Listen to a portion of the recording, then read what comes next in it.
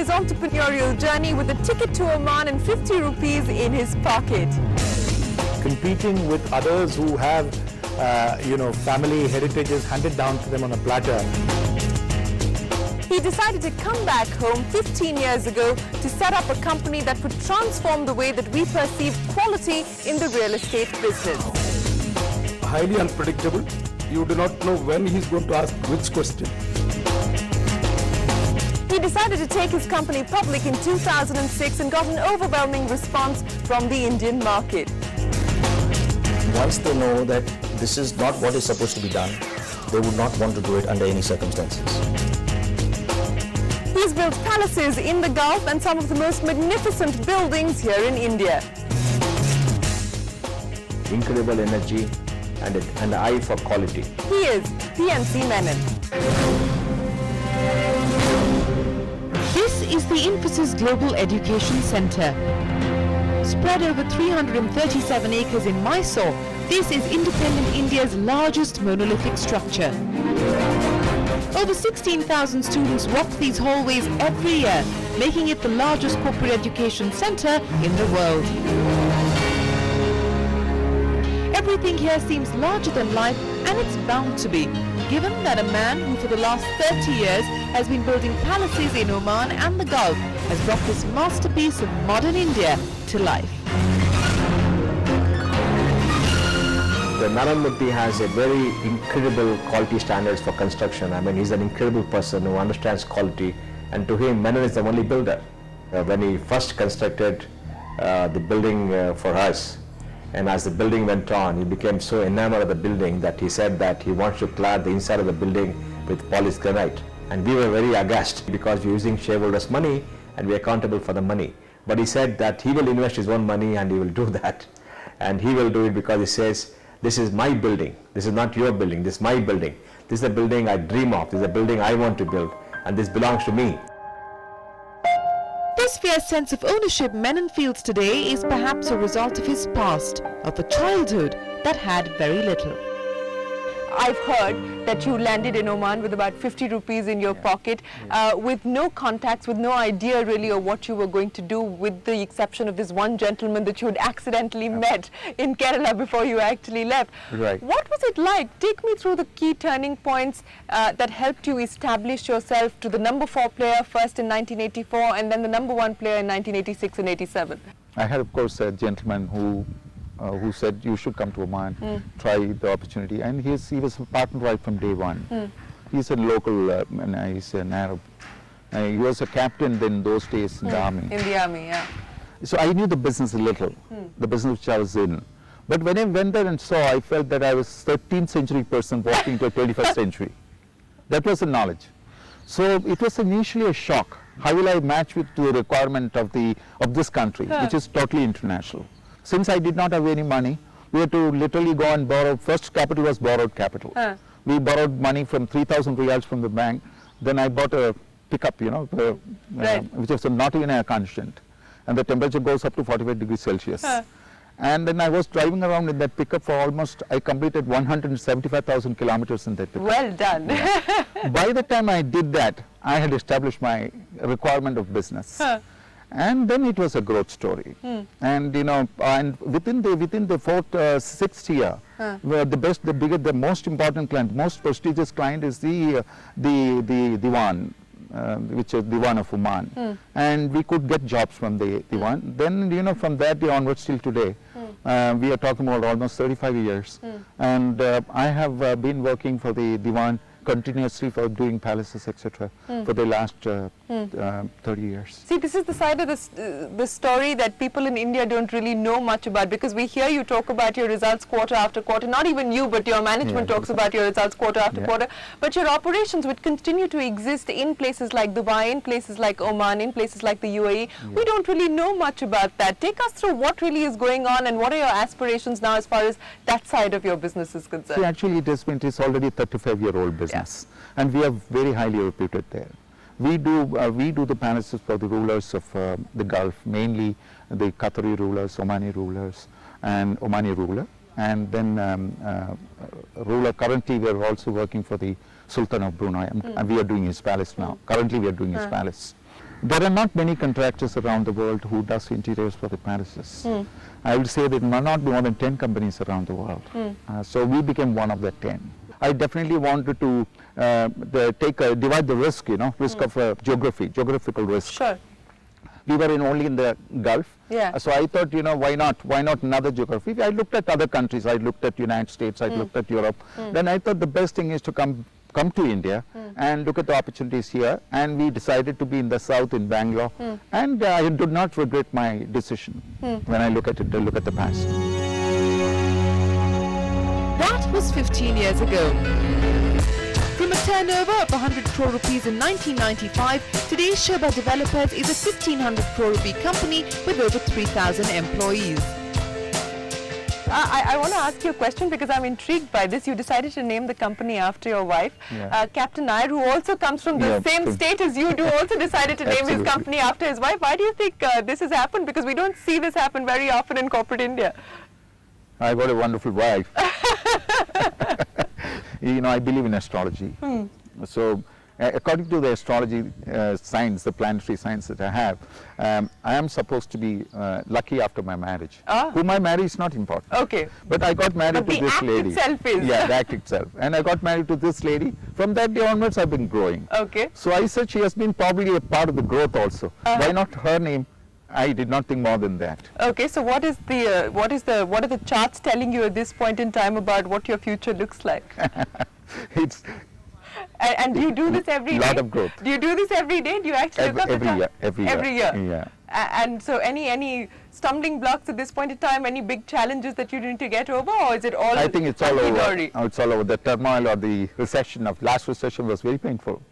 But I think with that it's over. It's all behind you. The planetary science show that, according to astrology, not according to me. Yeah, one of the other things that I noticed and I want to ask you about is I understand you carry a calculator in your pocket with you at all times. Why is that? Do you actually need to be sort of punching in numbers constantly to figure out what's going on in which township of yours? Or? Yeah. I have believed throughout my life, business is nothing but numbers. Even the whole life is nothing but numbers. And when you talk about numbers in a business, large numbers. And I'm not very good in arithmetic. So I have decided I need a calculator. So I can get all the numbers. And it's with you at all times? Not only with me, I've insisted that all the managers of Sobha should carry a calculator as this thing. You don't trust them, is it? It's not trusting them. It can be more efficient in terms of whatever numbers you deal with. Everything Menon does, the Sobha Developers IPO in 2006 was also a well-calculated move. The issue was oversubscribed 114 times. The thing which we specifically liked about Sobha was the corporate governance of the company and the systems and processes which were put in the company much ahead of time. In fact, most of the companies, when you tell them they are ready to go IPO, most of them jump into the bandwagon of IPO.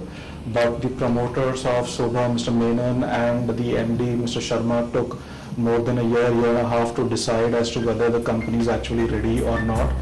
Second was with respect to the backward integration. This company was able to construct the projects on their own. They were not relying on third-party contractor for construction, because of which they were able to control the timelines of the delivery and the quality.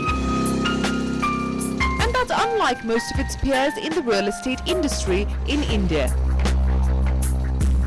When I came back home, it was a cultural difference also. Even though I belong to this country, I grew up here. The method of doing business is completely different. Here, when I came to India, especially in the real estate business, a lot of exaggeration. That's what I was going to ask you. Doing business in India is one thing, but doing business in India within the real estate business is another thing completely, because you're talking about transparency, you're talking about being above board, you're talking about actually sticking to what you promise, delivering on what you promise. Those are things that one doesn't really, that's not accepted as part of the real estate culture in this country. That's one good advantage we had, because I came with a different culture to the business. And the culture was, when I started, the culture was completely different. And it was highly appreciated. I thought, there was a gap between what is being done internationally, what is being done in India. both product and the transaction method. It all boils down to bureaucratic wrangling. It all boils down to, in a sense, connections, contacts. How have you been able to steer clear of all of that? So long as you buy private land, you don't have a problem. You should not look for a government land. Government land probably may bring problems for you. So Sobha has a policy, we never look for government land. When we buy a private land, we'll go into the details of the legal requirement of the land. Then we go for the design. We generally do not deviate from the requirement of the government when it comes to the design. We will never deviate. As a company, we have a policy that we do not deviate. For the last 15 years, Sobha has concentrated on the market in South India, building luxury and super luxury residential spaces and big-scale commercial complexes. But now, Sobha is moving north to a turf that most businesses from the south admit is tough ground. How are you gearing up for this battle? Because it is going to be a challenging one, isn't it? I don't think it is a battle because, you know, all people have their own spaces. And Sobha will have his own space. So we are doing a township which is about 150 acres. We have got about 300 plus villas coming up in a beautiful township. When I came to India with a dream of doing a very proper infrastructure. So I feel that, you know, as an Indian who has got that kind of experience from outside, having worked outside for many, many years, 35 years plus, I thought this time has come for me to give it back to the country. Of course, I'm going to make my money. So has the reception in Delhi been a warm one, or has it been cold? Because it's a very competitive market, and we're all well aware of the competition that exists there. We are very small, so people ignore us. Time for us to take a break on the Sultans of South, but when we return, we continue our conversation with PNC Menon and trace the journey of Sobha developers.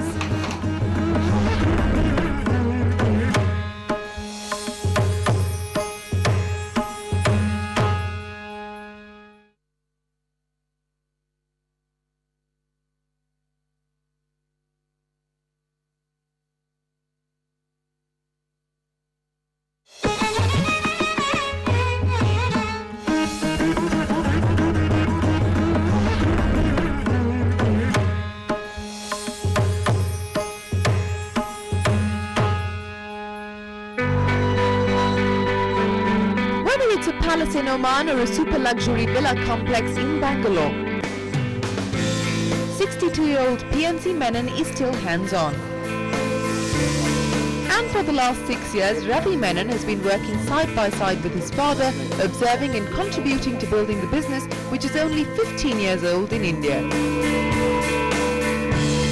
Was it easy for you to actually get started, or was it harder because people had expectations and a perception of what you would be like when you joined? I haven't lived here, so first fitting into the culture of India and working with people here, that was of course something. But yes, the expectations were there, and fitting in, of course, still remains a challenge. You know, when you actually joined the business, was there a formal induction process? Were you groomed in a certain way? What did he actually tell you, and what was your first day like? I was fairly independent from the day one, and he told me, I mean, you know, it was my choice to decide what I wanted to do. So when I first came, I thought I should go to the project, be at the site, you know, see what it is really like to be executing a project on the ground. Of course, what I learned was that, you know, the management aspects, structuring, you know, that all came in later on, and I think there's a lot of grooming from his side. I mean, he's been a mentor for me. So there's been a lot of training, but at the same time a lot of independence. And this independence hasn't been restricted only to members of the family. There was a little apprehension in the beginning because I was always working with multinational companies for about 30 years. I think after I joined the company, I realized that although it was family managed, it was professionally run. And the face of this professional company is Managing Director J.C. Sharma, who's been with Sobha developers for a decade now. I have worked with bigger houses and I have enjoyed my professional stint here the most. And you're not saying that because you still work here? No, I'm not saying that. The world knows, right, and I know for myself that it's basically a professionally driven organization with the vision of the chairman. While Menon believes in empowering every employee, he is a tough taskmaster. he is not a very easy person to work with. You have to be very extremely agile and alert to work with him because highly unpredictable. You do not know when he is going to ask which question. It's so shabbily done. Number plate. The number plate, you know. I don't have a role model because there are two requirements, two personalities. One person, PNC Menon, with the requirement of delivery. Right. The other person, PNC Menon, who delivers. And you're always in competition with yourself. I'm in competition with these two people, never achieving. And I think I'll die one day without achieving anything. Why do you say that? Because it's very dynamic again, it goes up. So you are trying to compete and it never ends. So what's the difference at this point in time? Have At you this point been of time, able to bridge the I will gap tell or you- not? I will tell you that requirement. On a 1 to 10 scale, the requirement of the person who requires the delivery is 8 on 10 scale.